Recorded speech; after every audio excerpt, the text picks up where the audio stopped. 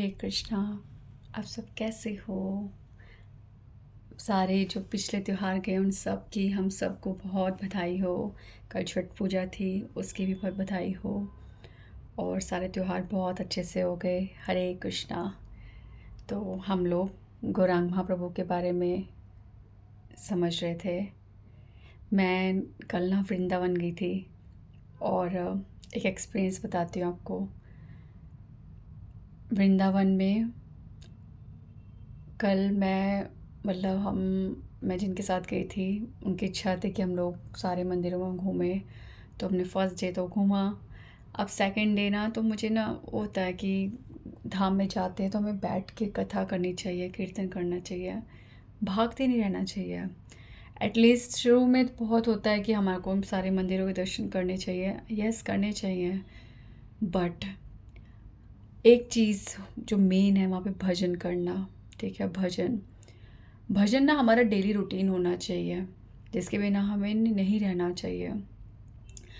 और हम बाहर जाके ना एक्चुअली खुद को भी भूल जाते हैं। आप कभी भी नोटिस करना कि हम बाहर जाके खुद को लॉस्ट महसूस करते हैं। हमारे को अपने शेड्यूल में वापस आने में बहुत टाइम लग जाता है। इसलिए सब में गड़बड़ चलेगी, पर भजन में ऐसी गड़बड़ नहीं चल सकती।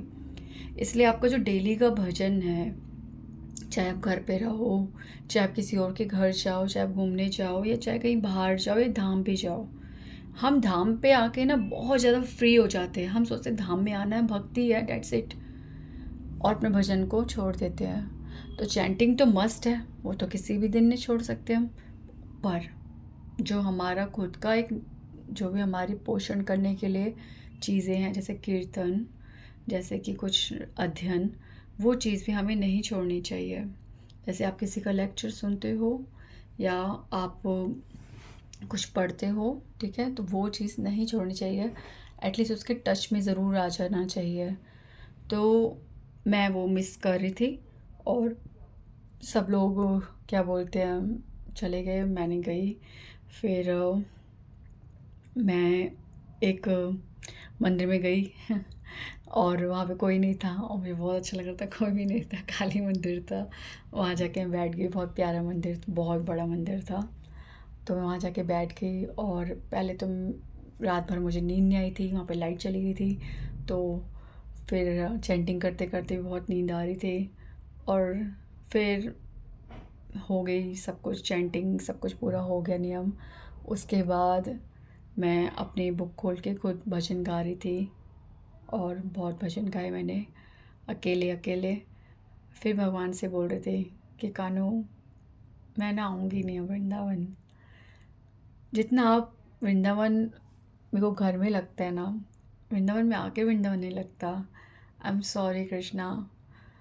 फिर कान्हू ने एक बात समझाना चाहते हैं कि हम भजन करते हैं, पर भजन की शक्ति होती है साधु संग, धाम संग। जैसे मैं पिछली बार बता रही थी गोवर्धन जी का संग, ये सब भक्त है। वृंदावन भी एक भक्त है, ठीक है, वृंदावन भूमि एक भक्त है, वृंदावन का कर्ण कर्ण भक्त है भगवान का। तो ये सब जो है, जब देखते हैं कि एक छोटा सा खेत का हिस्सा घूम रहा है जिसमें बीज पड़े हुए हैं हरि नाम के, और कृपा की वर्षा जिस पे होती है और खेती उग रही है। अब इसमें थोड़ी सी ना अगर खाद और डाली जाए तो ये और अच्छे जल्दी से ग्रो करेंगे।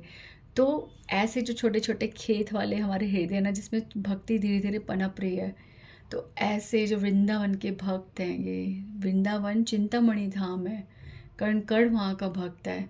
तो वो जो है वो कृपा डालते हैं, देखते हैं तो भगवान कहते हैं उस खाद को डलवाने के लिए हमें धाम जाना चाहिए और संग करने के लिए। तो ये चीज़ भगवान जानते हैं कि वो कार्य तो उनका है, ठीक है, हम तो बस धाम में जा सकते हैं, इससे ज़्यादा हम क्या कर सकते हैं। तो भगवान का काम है, हम तो सिर्फ हमें अपना कार्य करना है, ठीक है, हमें भक्ति के कार्य करने हैं। पर भक्ति का फल, भक्ति में कृपा, ये सब तो भगवान के क्षेत्र में आता है। तो हुआ चमत्कार। चमत्कार ये हुआ, मैं बैठी थी और एक लेडी आई अंदर। उसने पहले भगवान की तरफ प्रणाम करा, फिर मुझे देखा, फिर कहती आओ कीर्तन करते हैं। हाय राम, सो मैजिक। तो फिर ना वो आई और क्या बोलते हैं कीर्तन करेंगे। अब मुझे ना उनके अपीयरेंस देख के ऐसा लगा शी वाज़ सो सिंपल, और मैंने ऐसा सोचा कि वो ब्रजवासी होंगे और ना वो ऐसे रसिक कीर्तन करेंगे जैसे ब्रज की भाषा के होते हैं। मैंने कहा ओह माय गॉड, मुझे तो ऐसा आते नहीं कीर्तन, मैं उनको कैसे लय ताल में लाऊं करूँगी, मैं उनको मतलब कि डिस्ट्रैक्ट ना कर दूँ।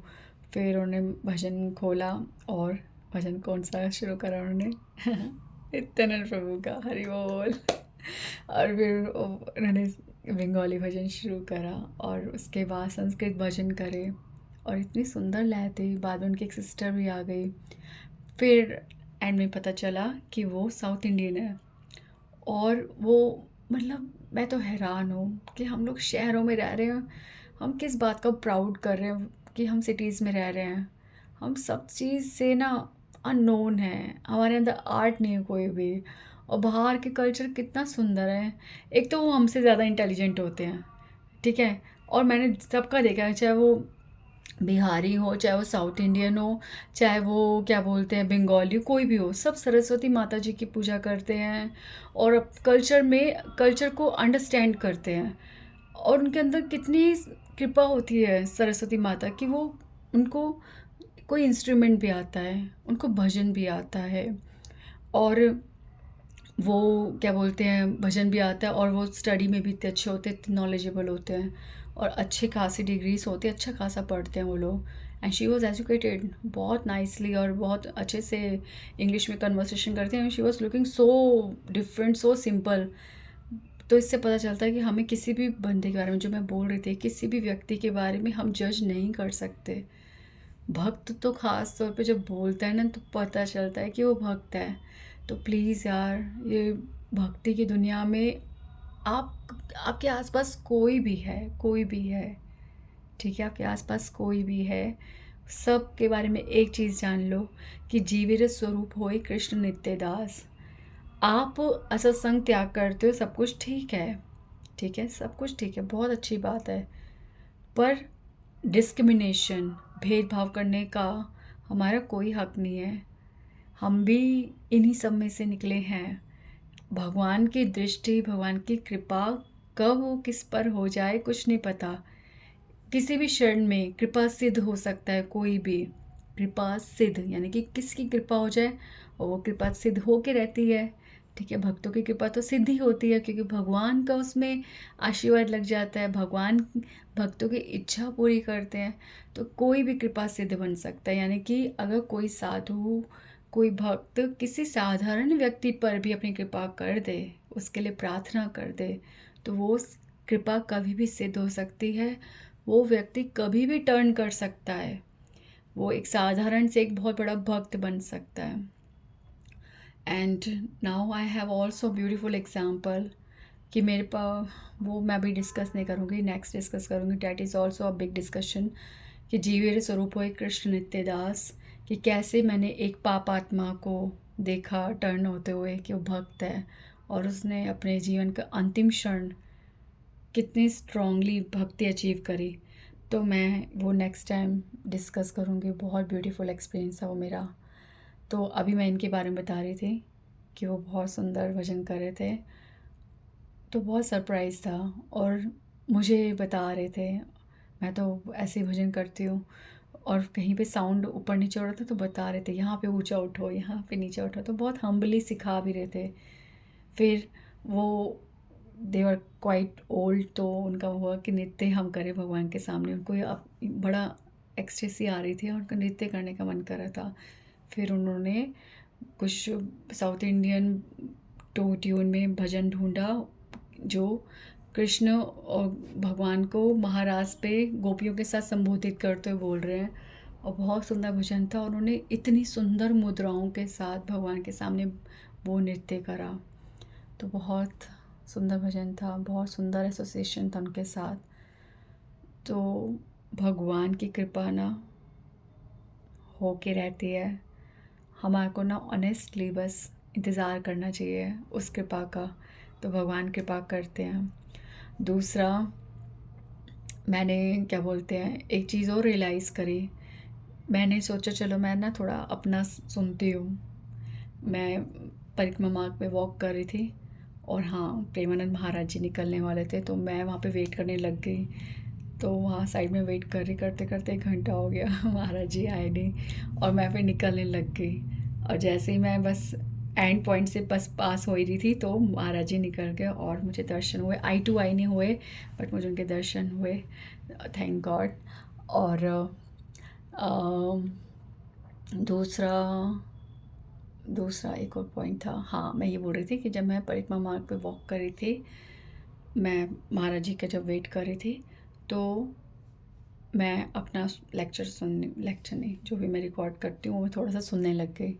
तो मैं सुन रही थी, तो मैंने एक चीज़ फील करी कि एक साधारण व्यक्ति जब कुछ बोलता है, तो कितना इम्पैक्ट पड़ता है उसका, ये डिपेंड करता है उस पर्सन की प्योरिटी पे। जैसे मैं लेक्चर सुनती हूँ, जैसे मैं मुरारी बापू को सुनती हूँ, मैं गौर गोविंद स्वामी महाराज जी को सुनती हूँ, दे आर सो प्योर कि उनकी बात सुनते ही माइंड कहाँ जाके स्ट्राइक होता है, बात कितनी पेनिट्रेट होती है, कितनी डीप तक समझ आती है, कितना सत्य होता है। मतलब आप लोग अगर आप जितनी भी गिनती में हो, मुझे नहीं पता मुझे कितनी देर तक सुनते हो, पर मैं एक चीज़ बताऊंगी कि प्योरिटी ना बहुत, प्रभुपाद जी बोलते प्योरिटी इज़ अ फोर्स। एक प्योर पर्सन जब बोलता है ना, तो बात एक साधारण, एक मूर्ख, एक अज्ञानी या ज्ञानी, या जो नास्तिक है या आस्तिक है, जो भी है, उसके हृदय में उस पर्सन की बात पहुंच जाती है। उसे उसे ग्रहण करना ही पड़ता है। उसे व्यक्ति को, सुनने वाले व्यक्ति को, बोलने वाले व्यक्ति की बात पर कॉन्टेम्पलेट करना ही पड़ता है।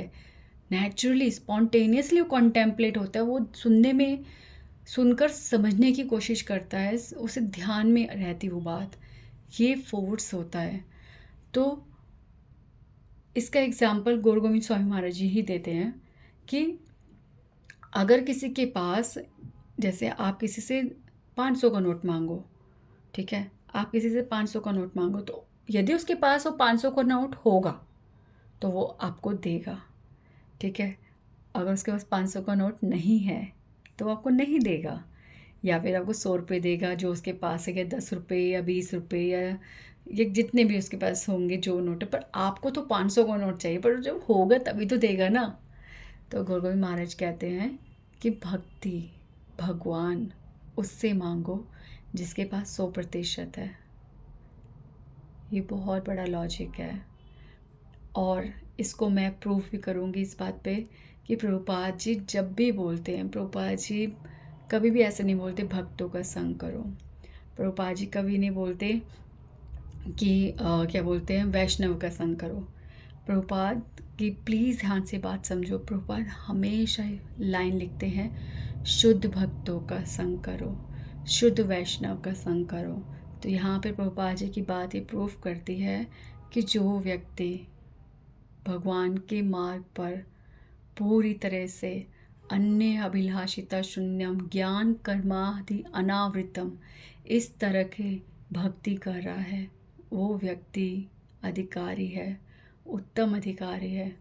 उससे अगर हम ग्रहण करेंगे तो शीघ्र, अति शीघ्र हमारे हृदय में भक्ति जागेगी, हमें कृष्ण समझ आएंगे। तो ये वर्क होता है, ठीक है।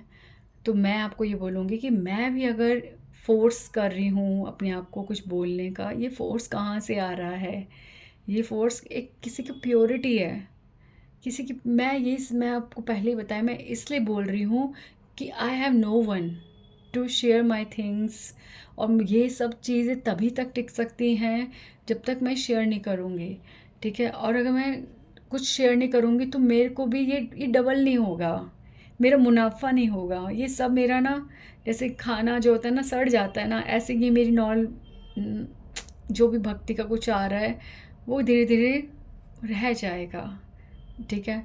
तो उसको ज़िंदा रखने के लिए, उसको बढ़ाने के लिए, और उससे और ज़्यादा ध्यानपूर्वक आगे की भक्ति को और ध्यानपूर्वक करने के लिए मैं आपसे बोल रही हूँ, ताकि मैं जब कुछ और पढूँ, जब मैं ज़्यादा समझूँ कुछ, तो इतने ध्यान से समझो कि ये मेरे दिमाग में है कि मुझे किसी को बताना है।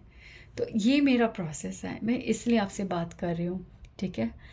तो प्लीज़ अगर आपके पास टाइम निकले ना तो मेरे गुरु गोविंद स्वामी महाराज को सुनो, प्रभुपाद जी को सुनो, और मुरारी बापू जी को सुनो प्लीज़। वो बहुत शुद्ध भक्त हैं, ठीक है? बहुत नहीं समझ आता ना, कोई बात नहीं, धीरे धीरे पता लेक्चर धीरे धीरे समझ आता। हम बीमार हैं, ठीक है, हमें आदत नहीं है, पर प्रैक्टिस करने से सब कुछ संभव है। थोड़ा सुनो, थोड़ा सुनो, 5 मिनट सुनो, 10 मिनट सुनो, धीरे धीरे धीरे सुनो। आप अगर शुद्ध भक्त को 5 मिनट में सुन लोगे तब भी बहुत है। आपको ऐसा लगेगा कि 5 मिनट होते क्या है, पर वो 5 मिनट के बिना आप उस 5 मिनट के बिना सर्वाइव नहीं कर पाओगे जब आप भजन करोगे। आपको ये कैसे पता चलेगा? जब आप रोज़ भक्ति करोगे और आपके शेड्यूल में ये चीज़ आ गई कि मुझे 5 मिनट किसी भक्त को सुनना है, मुझे कीर्तन सुनना है एवरीडे, ठीक है, मुझे अपनी चैंटिंग करनी है। अब ये सब हो रहा है और इनमें आपकी एक चीज़ भी मिस होगी, ठीक है? जब आपकी ये हैबिट बन चुकी है, ठीक है? तब आपको पता चलेगा कि आज मुझे भजन में कम रस आया। तब आप समझ जाओगे कि ये चीज़ मेरे लिए कितना वर्क कर रही है, ठीक है? तब आपको समझ आएगा कि वो 5 मिनट भी मैं किसी भक्त को जब सुन रहा हूँ वो कितना मेरे पे इम्पैक्ट डाल रही है, मेरी आत्मा को कितना जागृत कर रही है। तो प्लीज़ सुनो, सुनो, सुनो, सुनो। वैष्णव कभी भी नहीं हमें छोड़ के जाते, वो सदा जीवित रहते हैं। उनका उनका संग एवरी टाइम लाइव होता है, ठीक है? अभी हम वपु सेवा नहीं कर सकते, पर वाणी सेवा कर सकते हैं उनकी, ठीक है? अगर हम उनके शब्दों को सुनते हैं, समझते हैं, तो हम उनकी वाणी सेवा कर रहे हैं। तो आप इन संतों की वाणी सेवा करो, ठीक है? सो ये सब था, ठीक है? तो मैं फिर बोल रही हूँ कि मुझे अपने रिकॉर्डिंग, अपनी आवाज़ बहुत ड्राई लगी, बहुत ड्राई लगी। तो मैं बहुत कोशिश करूँगी कि मैं बहुत अच्छे से भजन करूँ, ताकि जो मैं बोल रही हूँ उसमें और असर आए, और ये सब सिर्फ भजन से हो सकता है। मैं आपको कह रही थी लास्ट टाइम भी, जब हम भजन करते हैं ना तो हर क्रिया बहुत भक्तिमय हो जाती है। तो ये सब सब चीज़ें हमारे भजन पे डिपेंड करती है, तो हमें अपने भजन पे वर्क करना है। सो अगेन बहुत ज़्यादा हो गया फिर से। अभी हम भजन गाया था कि कहीं भी शत शत तू ये अवतार। ये बहुत सुंदर भजन है क्योंकि हम गौरांग महाप्रभु के बारे में जान रहे हैं। अभी गौरांग महाप्रभु की लीला शुरू होने वाली है, गौरांग महाप्रभु जन्म लेंगे, पर गौरांग महाप्रभु के बारे में आप बहुत हृदय से समझो। इसके लिए बहुत आवश्यक है पहले ये जानना कि गौरांग महाप्रभु भगवान है, वो श्री कृष्ण है, ये बात समझनी पड़ेगी। वो राम है, वो नरसिंह है, वो जो है पूर्ण ब्रह्म है, ठीक है? तो ये बात समझनी पड़ेगी। जैसे भागवतम में प्रभुपाद जी हमेशा बोलते हैं कि 10वें स्कंद को सीधे नहीं उठाना। जहाँ पे सीधा कृष्ण का जन्म हो रहा है वो उसे हम नहीं समझ सकते जब तक कि हम 9 स्कंद ना पढ़ जाएं। पहले ये समझना ज़रूरी है कि भगवान कौन है, ठीक है? अगर हम डायरेक्ट भगवान के बारे में समझेंगे, पढ़ेंगे, सीधा उनकी लीलाओं में प्रवेश करने की कोशिश करेंगे तो वो हमें नहीं समझ आ सकता। पहले ये समझना ज़रूरी है कि हम जिसके बारे में कर रहे हैं, सुन रहे हैं, उनकी एक्टिविटीज साधारण दिखती हैं, पर वो परम भगवान है। वो हमारी तरह मानव दिखते हैं, पर वो परम भगवान है, ठीक है? तो 2 हाथ, 2 पैर, 2 आँखें जो हमारी तरह दिखते हैं, जिनके जो विभूति है वो एक मनुष्य की लगती है, पर नहीं, वो कोई साधारण नहीं है। वो तो जैसे कोई बड़ा छोटे बच्चे को प्यार करता है तो झुक जाता है, उसके लेवल पे आ जाता है उस बच्चे से रेसिप्रोकेट करने के लिए।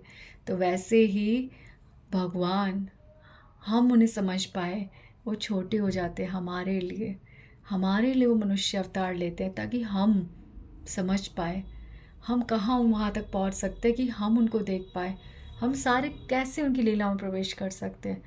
तो भगवान स्वयं अपने धराधाम सबको लेकर इस धरती पर आते हैं, अवतार लेते हैं, ताकि हम लोग उनसे मिल पाए, उन्हें देख पाए, उनकी लीलाएं समझ पाएँ, ठीक है? तो ये भगवान की कृपा है। तो की कहिब शत शत तुया अवतार।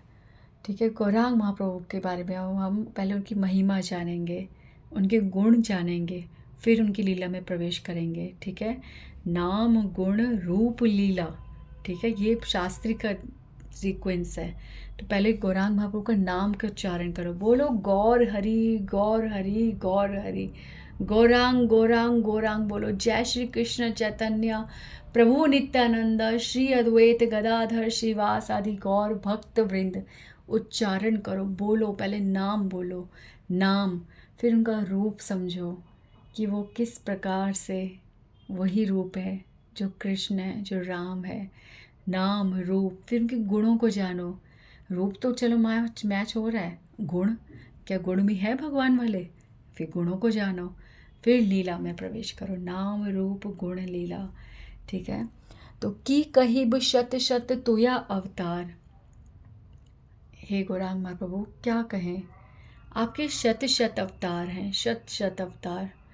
अगर हम गिनती करें, ठीक है, अगर हम गिनती करें तो भगवान के मेनली 10 अवतार हैं, और अनेक ऐसे अवतार हैं जैसे कपिल देव, ठीक है, जिन्होंने सांख्य योग करा, तो और भी अनेक अवतार हैं।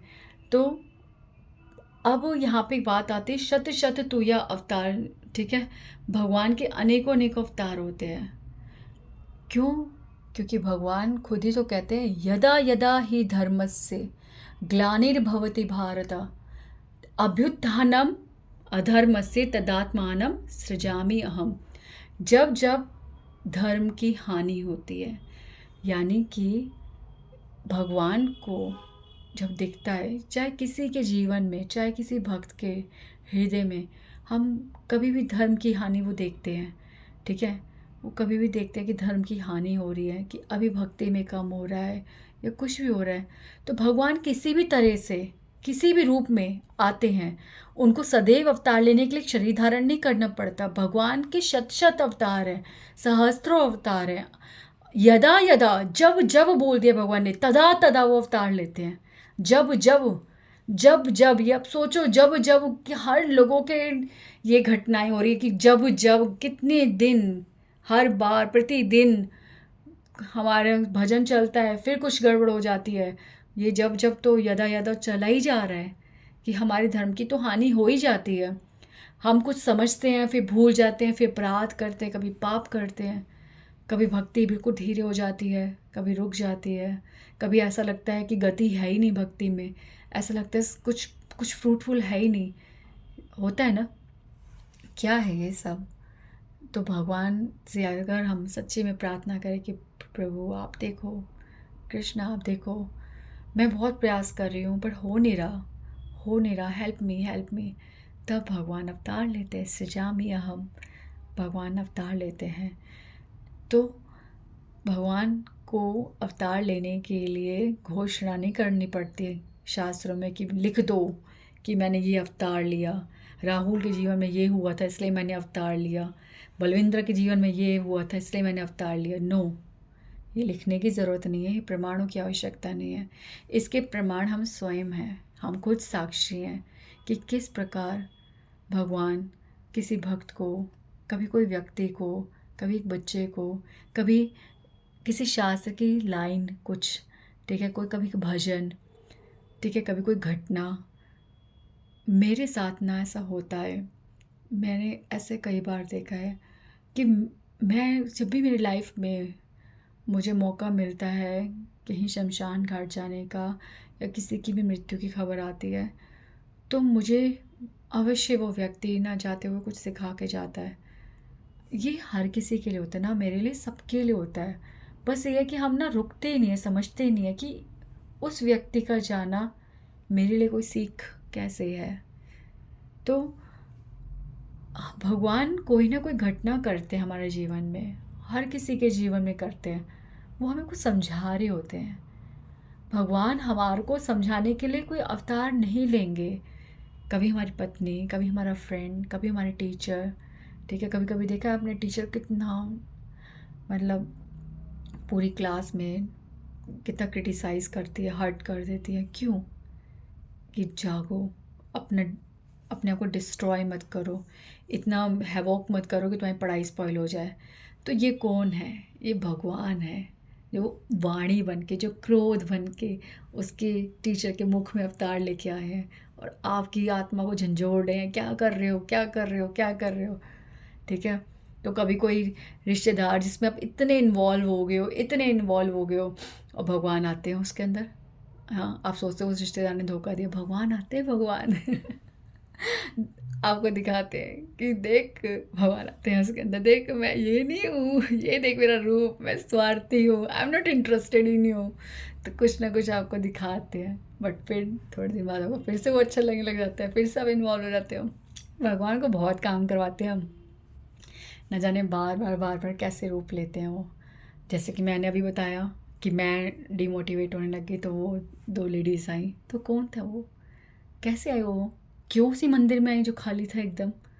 हाँ, पता उस मंदिर की इतनी स्टेयर्स थी, पर वो लेडीज़ आई क्यों? और वो तो ओल्ड थी, फिर वो इतना ऊंचा चढ़ के आई, मेरे लिए आई। किसने भेजा? कान्हा ने भेजा था, कृष्णा ने भेजा था।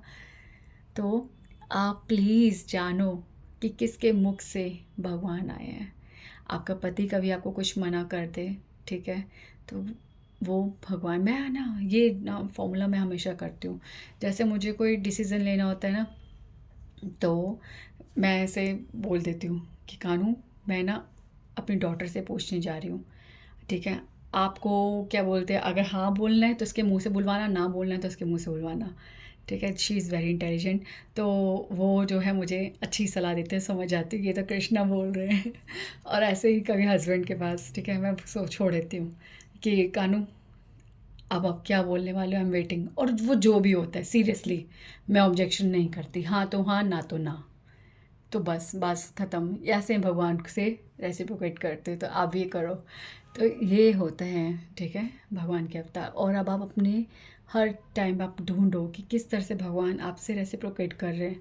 बट मैं आपको ये बता दूँ, भगवान रेसिप्रोकेट हर किसी के साथ करते हैं, पर अगर हम इस चीज़ को नहीं समझेंगे, अगर हम नहीं समझेंगे ना, तो भगवान ऐसा नहीं करेंगे।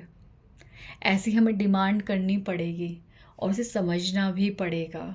ठीक है, आप किसी के लिए खाना बना रहे हो, पर वो खाने में इंटरेस्टेड नहीं, तो अब क्यों बनाओगे बताओ? तो भगवान वैसे क्यों करेंगे फिर? ठीक है, उनको सबके लिए कुछ ना कुछ करना है। अगर हम ऐसा करेंगे तो वो कहेंगे यार कोई फ़ायदा नहीं है, चलो छोड़ो, ये नहीं, परमात्मा है, मेरा भगवान रूप भी पसंद है, तो भगवान रूप में ही कार्य करता हूँ, संबंध नहीं चाहते मुझसे, इट्स ओके। संबंध बनाने की इच्छा हमारे अंदर होनी चाहिए। ठीक है, जयताम सुरतो पंगोर मम मन्मतेर्गति मत सर्वस्व पदाम्बुजो राधा मदन मोहनो। तो राधा मदन मोहन से हमेशा हम प्रार्थना करते हैं, भगवान हमें अट्रैक्ट करो अपनी ओर, हमसे संबंध बनाओ। तो ठीक है, तो की कही भी शत शत तू ये अवतार। भगवान कौन से अवतार के बारे में कहूँ, आपके तो कितने अवतार हुए हैं, सब रुचिकर हैं, पर एकला गोरा चांद पराण मार। भगवान, मेरे तो प्राण जो बसते हैं आपके गोरा चांद रूप में ही बसते हैं। मेरा प्राण, मेरे को सबसे फेवरेट अवतार आपका है गोरा चांद। तो ये भजन पहले कौन बोल रहा है ये जान लो। ये भजन बोल रहे हैं वासु घोष जी। ठीक है, शिव शुक नारद प्रेमे गदगद संजया मुकुंद वासु घोष आदि गाय। तो कॉम्बिनेशन अलग हो गया। तो सॉरी, संजय मुकुंद वासु घोष आदि गाय। तो संजय मुकुंद वासु घोष ये तीनों ब्रदर्स हैं। ठीक है, तो ये वासु घोष का भजन है। ठीक है, वासु घोष जो है वो गौर लीला में गौर पार्षद थे। ठीक है, गौरांग महाप्रभु के पार्षद थे, वो उस लीला में भाग लिया उन्होंने, और उनका ये भजन है। तो ये आई बात। ठीक है, अब वो कह रहे हैं कि मेरे जो प्राण हैं भगवान, आपके सारे अवतारों को प्रणाम प्रणाम प्रणाम, पर मेरे को जिसमें मेरे प्राण बसते हैं, जिसकी लीलाएं मेरे हृदय में सदैव चलती रहती है, जिसके ध्यान में मैं रुचि लेकर मग्न होता हूँ, वो आप हो गौरांग, आप मेरे प्राण हो। विष्णु अवतारे, आप विष्णु अवतार हो, आप विष्णु तत्व हो, आप परम भगवान हो, पर तुम ही प्रेमर भिखारी। आप प्रेमेर, ए और रा जब लग जाता है तो यानी का के की, प्रेम के भिखारी। तुम ही प्रेमेर भिखारी, तो तुम प्रेम के भिखारी बनकर आए हो गौरांग, हो कृष्ण, हो साक्षात परम भगवान, और भिक्षा मांग रहे हो किसकी? प्रेम की। प्रेम समझना चाहते हो, प्रेम मांग रहे हो। शिव शुक नारद लय्या जनाचारी, तो ये तो मैं देखो आगे ना सूत्र स्वयं गौरांग महाप्रभु के पार्षद ये बोल रहे हैं कि शिव शुक और नारद को लय्या जनाचारी 4 लोगों को अपने साथ लेके आते हैं। तो यहाँ पे पंच तत्व की बात हुई है, ठीक है, जिसमें देख लो शिव आगे हैं, नारद मुनि जी आगे हैं, और यहाँ पे चारों को काउंट नहीं कर रहे, पर यहाँ पे पार्षदों को काउंट करते हुए शिव शुक नारद लय्या जनाचारी, ठीक है, तो ये अपने पार्षदों को लेके आए हैं ऐसे बोल रहे हैं। तो शिव जी यहाँ पे देखो क्लियर हो गया, अद्वैत आचार्य, ठीक है, शिव जी, नारद मुनि जी, श्रीवास ठाकुर, ठीक है। तो इस तरह से शिव शुक नारद लय्या जनाचारी, सिंधु बंध कैला तुम्ही राम अवतारे। राम अवतार जब आपने लिया था तो आपने सिंधु बंध, आपने सिंधु को बांधा था, ठीक है, आपने सागर को बांधा था सेतु से, ठीक है। पर इस कलयुग में सॉरी, एवे से तुम्हार यश घुसुबे संसार, और आपका नाम पूरे संसार में इतना महान बन गया था, घोषणा हो गई थी कि राम भगवान ने सेतु बंद किया है, ठीक है। अब कलयुगे कीर्तन करीला सेतु बंद, कलयुग में आप कौन सा सेतु बंद कर रहे हो? सेतु किस प्रकार का सेतु?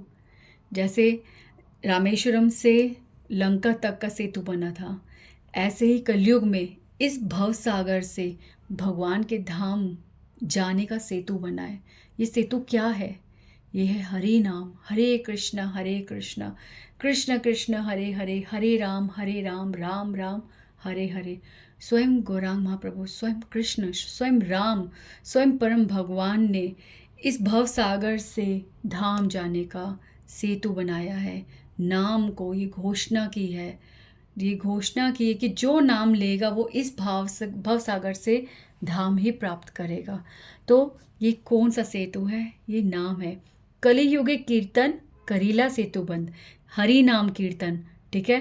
तो ये जो है सेतु बंद है, जिसे सुखे पार हउक पंगु जड़ अंध, जिसे कोई भी सुख से पार कर सकता है, चाहे वो पंगु हो, चाहे वो जड़ हो, चाहे वो अंध हो। पंगु कौन? जैसे मैं पंगु, कि कितना भी कुछ भक्ति के बारे में समझा लो, कुछ भी कर लो, पर रहूँगी तो पंगु, लंगड़ी, ठीक है, विकलांग।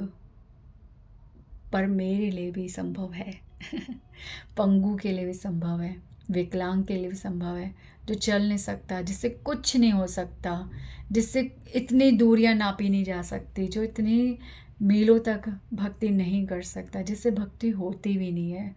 ऐसे पंगु भी, जिनकी गति बहुत धीमी है, बहुत धीमी है, वो भी हरि नाम करके अपने ही स्थान से, अपनी ही गति में भगवान के धाम को प्राप्त कर सकते हैं, भगवान की भक्ति प्राप्त कर सकते हैं।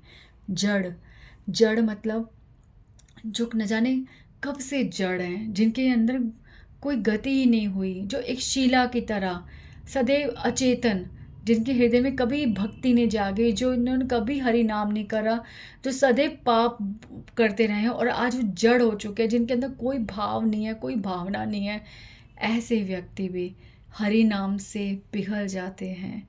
ऐसे व्यक्ति भी भक्ति प्राप्त कर सकते हैं, धाम प्राप्त कर सकते हैं।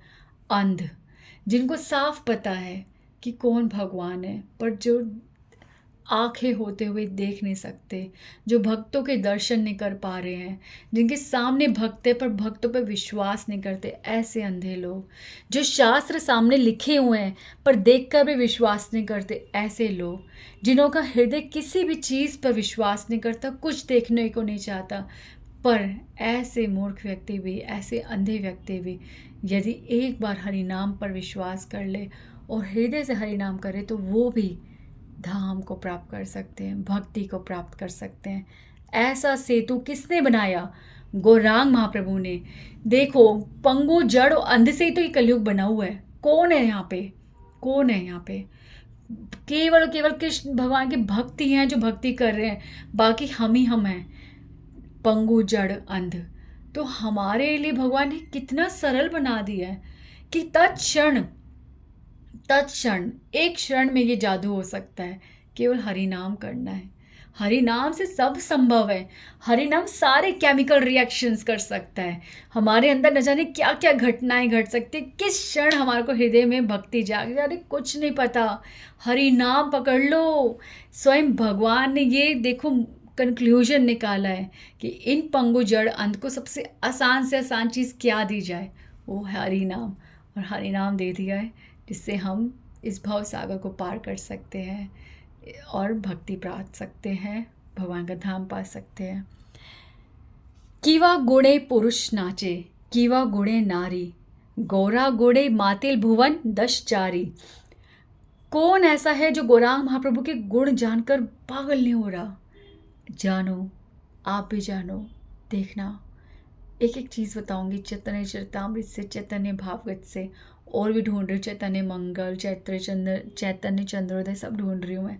आपको सारी लीलाएं बताऊंगी गौरांग महाप्रभु की, और झुरे झुरे करेंगे सारे, नाचेंगे, मातिल हो जाएंगे। तो गौरांग महाप्रभु के गुण जानकर सारे भुवन, दशों दिशाएं, 14 भुवन, सब जगह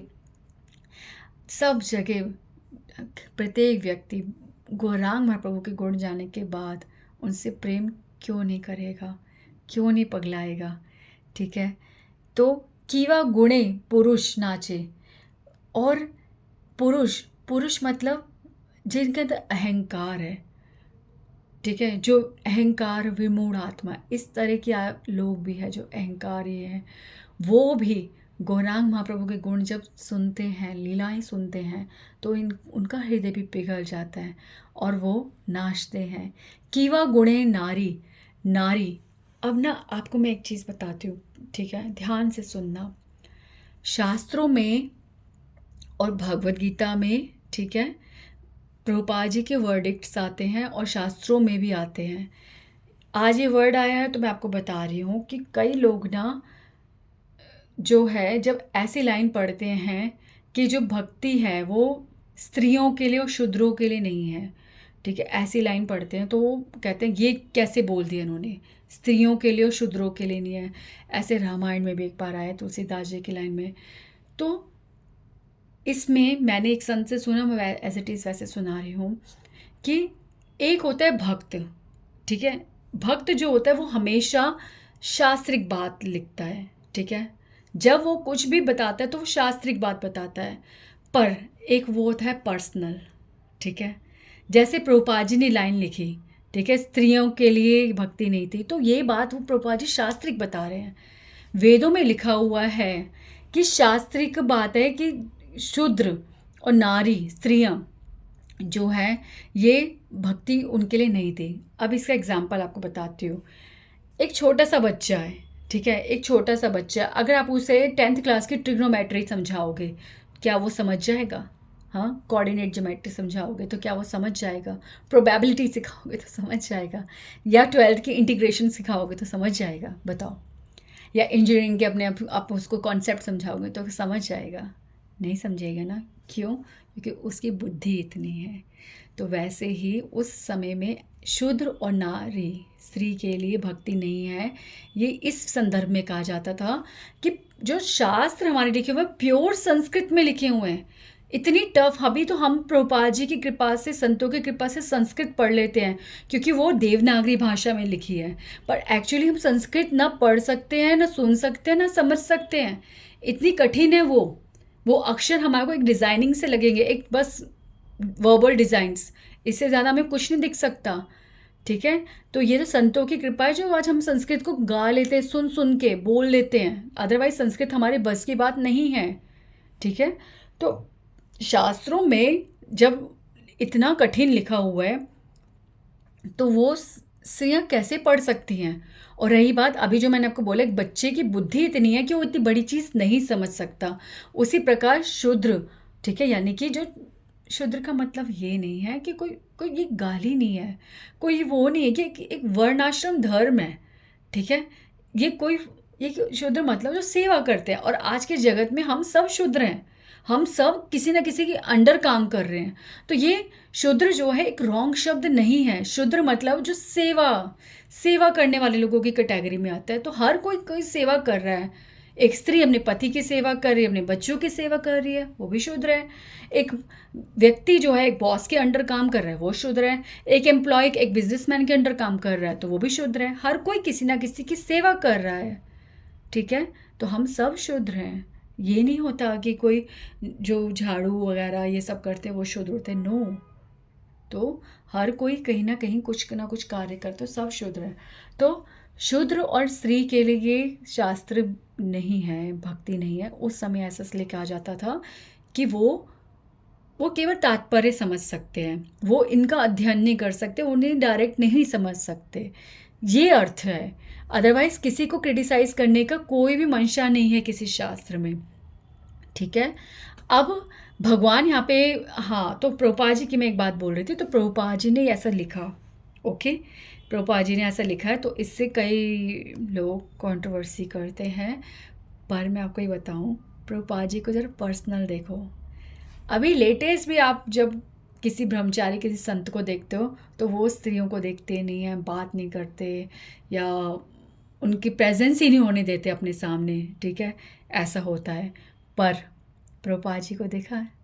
प्रभुपाद जी के लेक्चर में, मेरे गोरगोविंद स्वामी महाराज के लेक्चर में स्त्रियां बैठती हैं, डायरेक्ट क्वेश्चन करती हैं।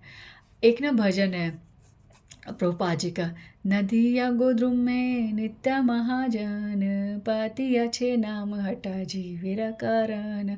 इसी ट्यून में ना वो चल रहा है भजन, और प्रभुपाद जी के उसमें वीडियोस हैं, ठीक है, उस क्लिप्स हैं। तो उसमें प्रभुपाद जी ऐसे दिखा रहे कि वॉक करके आ रहे हैं, बैठ रहे हैं, और लोग उनको हार पहना रहे हैं, स्त्रियां भी उनको हार पहना रही हैं, और छोटे छोटे बच्चे, उड़ीसा के छोटे छोटे बच्चे अपना फोक डांस प्रभुपाद जी के सामने कर रहे हैं। तो ये देखो, पर्सनल बिहेवियर देखो प्रभुपाद जी का। क्या आपको लगता है कि प्रभुपाद जी ऐसा बोल रहे हैं कि स्त्रियों को डिस्क्रिमिनेट करो, स्त्रियों के लिए भक्ति नहीं है, ऐसा प्रभुपाद जी बोल रहे हैं? अरे वो प्रभुपाद जी भगवत गीता शास्त्रिक प्रमाण दे रहे हैं, शास्त्रिक बात लिख रहे हैं। प्रभुपाद जी की भगवत गीता के ऊपर लिखा है as it is, no change. जो है वो कर दिया, बस जो है वही लिखा है, जो अर्थ है वही लिखा है। भगवान के शब्दों में जरा सा भी परिवर्तन करना नहीं, असंभव। तो प्रभुपाद जी ने एज इट इज जैसी है वैसे ही तात्पर्य, वैसा ही वर्णन, वैसी ही वाणी, नो चेंज। तो प्रभुपाद जी वो इतने बड़े शास्त्र में कैसे चेंजेस कर दे सिर्फ हमें खुश करने के लिए? ये तो हमारी बुद्धि है, ये तो भगवान की कृपा है कि हम ऐसी लाइनें पढ़ के शास्त्र पढ़ना बंद कर दें, मूर्ख बनकर ही 84 लाख योनियों में घूमते रहें, या फिर ये विश्वास करें कि एक संत बोल रहे हैं, डेट्स इट। विश्वास करना है, शास्त्रिक बात यानी माँ की वाणी, बस विश्वास करना है।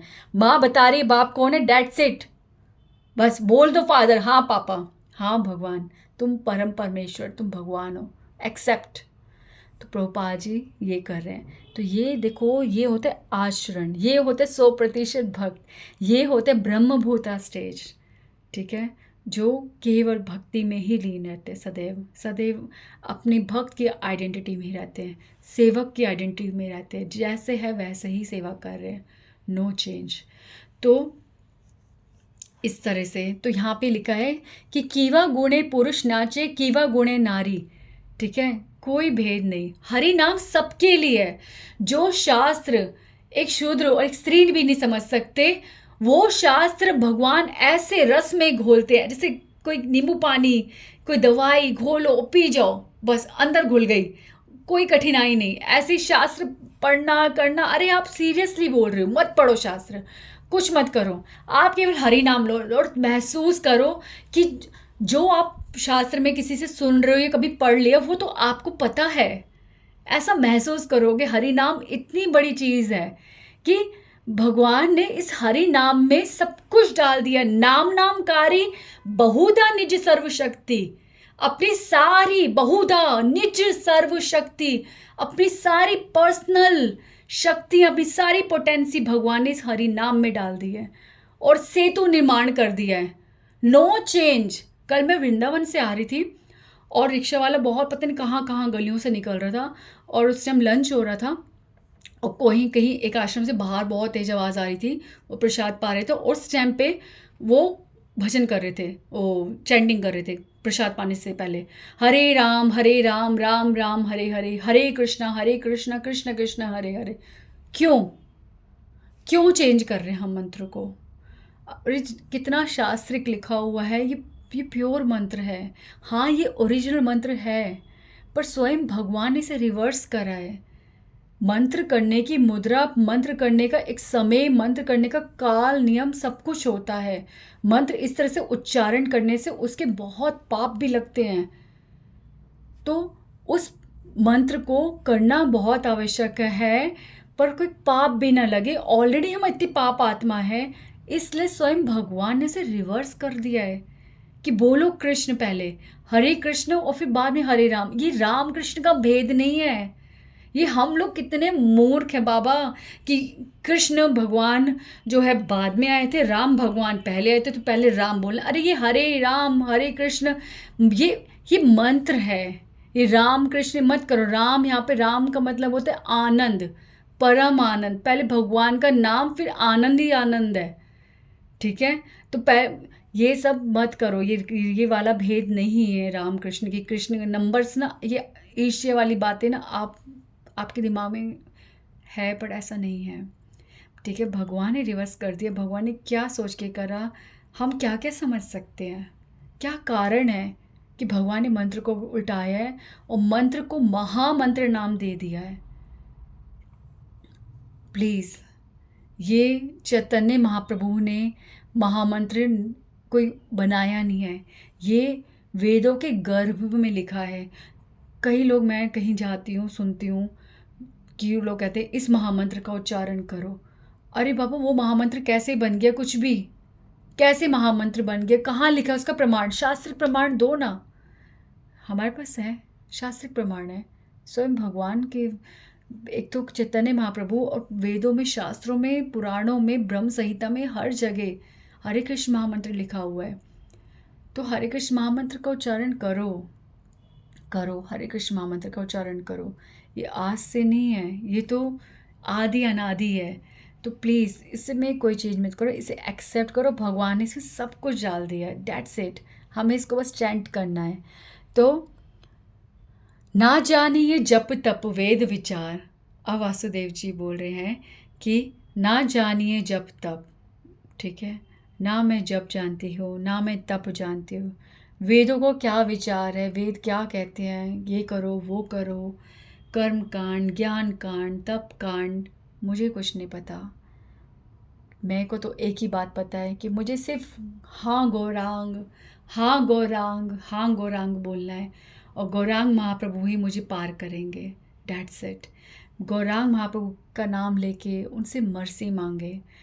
क्यों? क्योंकि हम हरि नाम जो है, हरि नाम हम करते वक्त भी इतने अपराध करते हैं, तो हम गौरांग महाप्रभु से प्रार्थना करते हैं कि हे गौरांग महाप्रभु, आपने ये महामंत्र दिया है, अब इस महामंत्र को उच्चारण करने की, इससे लाभ पाने की शक्ति भी आप ही दे सकते हैं, कृपा भी आप ही दे सकते हैं।